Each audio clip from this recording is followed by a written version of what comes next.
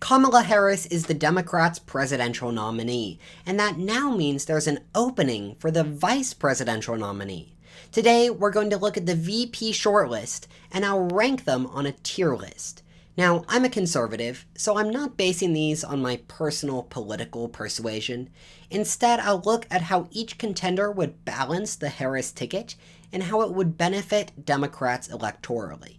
Our first contender is Andy Beshear, governor of Kentucky. Now, Kentucky is a deep red state, so it's remarkable that a Democrat has been able to win. Beshear has been able to be moderate, he's been able to reach across party lines and reach Republicans in this state and get them to vote for a Democrat, which honestly is what the Harris ticket needs. Now, here's the problem with Beshear. He's from Kentucky.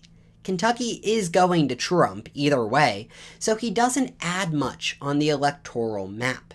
He's also not well known across the nation. So for those reasons, I think he's a mid-tier candidate.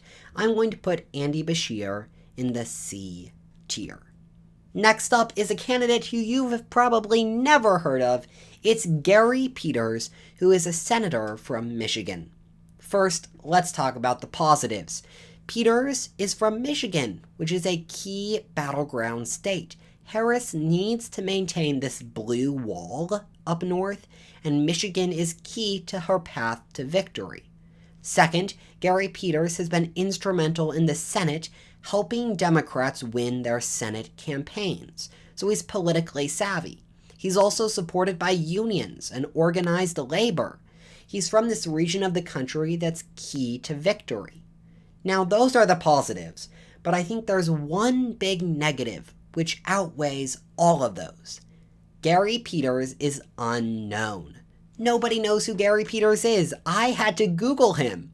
So for those reasons, I think he has to end up down in the D tier. What Democrat out there would be excited if he's announced as the VP nominee? I just don't see it happening. Our next contender is Tim Walz, who is governor of Minnesota. Now, Minnesota is a state that will go to Democrats.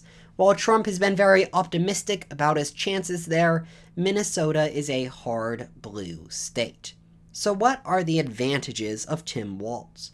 Well, I think the biggest advantage is that he's a normal guy. He also has some of the Midwestern appeal, but he seems like a down-to-earth fellow. He's been calling Trump and Trump's VP, J.D. Vance, weird, and that attack seems to have really stuck. He seems to have started to shine in this moment. He's gained some traction for just seeming like a very normal, down-to-earth dude. I still don't think he's a strong candidate, but I'll put him in the B tier. Next up is Mark Kelly, who is a senator from Arizona.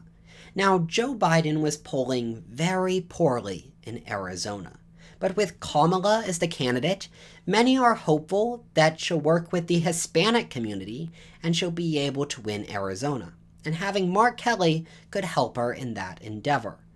Mark Kelly was also an astronaut. He's a military guy. He has an impressive background, an impressive resume, and he seems to have a very close bond with Kamala. They've been on the campaign trail together quite a bit. Kelly seems to have some advantages. I think he's a really interesting character, so I'm going to put Mark Kelly up in the A tier. Next up is Josh Shapiro. Now, Josh Shapiro is governor of Pennsylvania. Pennsylvania is a must-win state. Depending on who you ask, many will say it is the most important state in this election. Both candidates desperately need it. Josh Shapiro is also very popular in the state. He's been relatively moderate, and he's been able to make some common sense positions and action that have really resonated in Pennsylvania.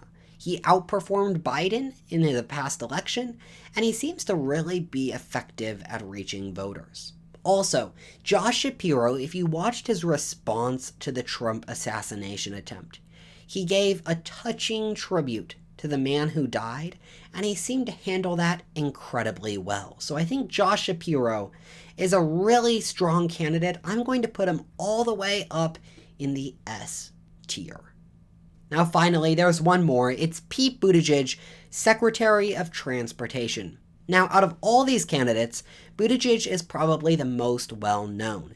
He skyrocketed to fame in the 2020 Democrat primary where he ran against Joe Biden. He then endorsed Biden and was named Secretary of Transportation.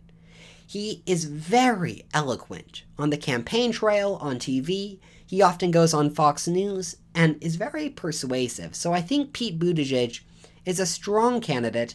At the same time, there's no benefit on the electoral map. He doesn't add much in that regards. So I'm going to put him in the A tier. So there is my final tier list. Josh Shapiro, governor of Pennsylvania up top, going all the way down to Gary Peters, a Michigan senator. Let me know in the comments what you would change about this tier list, and I'll see you in the next video.